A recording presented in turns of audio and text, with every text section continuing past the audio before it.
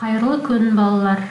Бүгінгі сабағымыздың тақырыбы мәтін деп аталады. Осы сабақтан сендер мәтіннің мазмұны бойынша сұрақ қоюды және сол сұраққа жауап беруді, өлең мәтініндегі қателерді түзетіп жазуды үйренетін боласыздар. Сонымен бірінші жаттығуды тыңдаймыз. Кітап оқудың пайдасы. Бірде Жазира Асылбекке келді. Әкем ертегі кітап әкелді. Үйге кел, бірге оқиық деді. Ол Жазира айтқан соң барды. Жазираның кітап оқуы керемет. Қайғылы жеріне келгенде көзі жасаурап кетеді. Ал қуанышты жерінде жүзі алаулап шыға келеді. Асылбек те онымен бірге қайғырды, қуанды.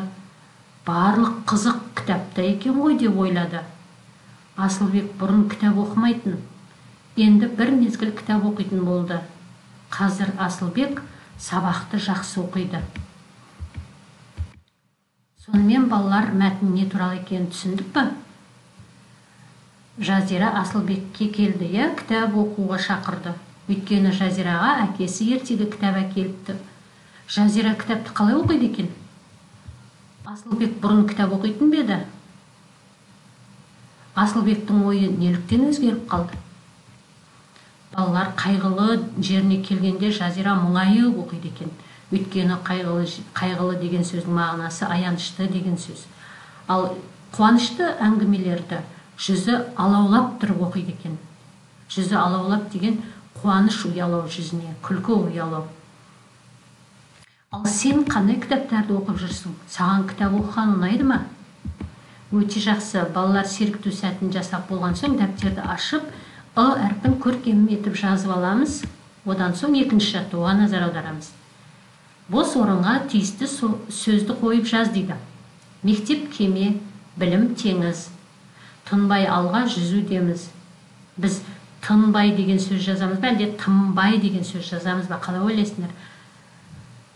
Тынбай деген сөз айтылуы тынбай, айтылған кезде «м» әрпі айтылады. Ал жазылған кезде біз тынбай деген дұрыс нұсқасын жазамыз мына жерге. Бұл өлеңді бізге Қасым Аманжолов ағаларың жазған екен. Балалар өлеңді қатесіз көшіріп болсақ, келесі тапсырмаға өтеміз. Сурет берілген. Сурет бойынша сөйлем құрастырсақ, бірнеше сөйлем құрастырсақ, бізде мәтін пайда болады. Енді суретке назар аударайық. Мына бір баланың қолында кітаптар, қағаздар, бәрін буып ұстап алып қайда бара жатыр? Мынау бір ғимарат қалай аталады? Енді сіздер менің құраған мәтінімді оқып көріңіздер. Сіздердің ойларыңызбен сәйкес келе ме екен? Марат ескі кітап пен қағаздарды жинады, оларды қайта өңдеу цехына тапсырды. Ескі қағаздардан жаңа дәптерлер мен кітаптар жасайды. Сіздердің ойларыңыз сәйкес келді ме? Ал енді мына бір тапсырманы өздеріңіз орындап көріңіздер. Өлеңді оқып, сұраққа жазбаша жауап беріп, мына жерге жазып көріңіздерді. Сол жазған жауаптарыңызды мұғалімдеріңізге немесе маған жолдайсыздар. Сонымен біз осы сабақта не білдік? Мәтіннің мазмұны бойынша сұрақ қойдық бір-бірімізге, сұрақтарға жауап бердік және өлеңнің мәтініндегі қатені түзетіп жаздық. Келесі сабақта кездескенше сау болыңыздар.